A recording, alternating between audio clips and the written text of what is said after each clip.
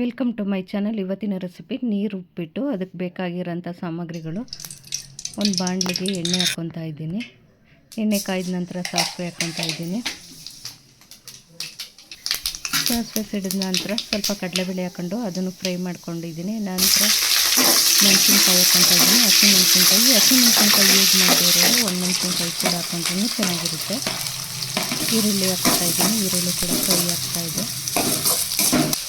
ಈರುಳ್ಳಿ ಫ್ರೈ ಮಾಡಿದ ನಂತರ ಕರಿಬೇವು ಹಾಕ್ಕೊಂಡಿದ್ದೀನಿ. ನಂತರ ಒಂದು ಕಾಲು ಭಾಗದಷ್ಟು ಹೀರೆಕಾಯಿ ಹಾಕ್ಕೊತಾ ಇದ್ದೀನಿ. ಹೀರೆಕಾಯಿ ಉಪ್ಪಿಟ್ಟು ತುಂಬ ಚೆನ್ನಾಗಿ ಟೇಸ್ಟಾಗಿರುತ್ತೆ ಹೀರೆಕಾಯಿ ಹಾಕೋದ್ರಿಂದ. ನಂತರ ಕ್ಯಾರೆಟ್ ಹಾಕ್ಕೊಂಡಿದ್ದೀನಿ.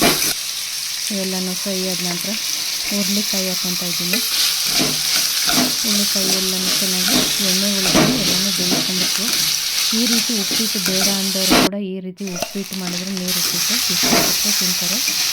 ಕೊನೆಯಲ್ಲಿ ಸಬ್ಬಕ್ಕಿ ಸೊಪ್ಪು ಹಾಕ್ಬಿಟ್ಟು ಫ್ರೈ ಮಾಡ್ಕೊಂಡಿದ್ದೀನಿ. ನಂತರ ನಿಮಗೆ ಎಷ್ಟು ಬೇಕೋ ಅಷ್ಟು ನೀರು ಹಾಕ್ಕೊಂಡು ರುಚಿಗೆ ತಕ್ಕಷ್ಟು ಉಪ್ಪು ಹಾಕ್ಕೊತಾ ಇದ್ದೀನಿ. ನಂತರ ಇದು ಚೆನ್ನಾಗಿ ಕುದಿಬೇಕು.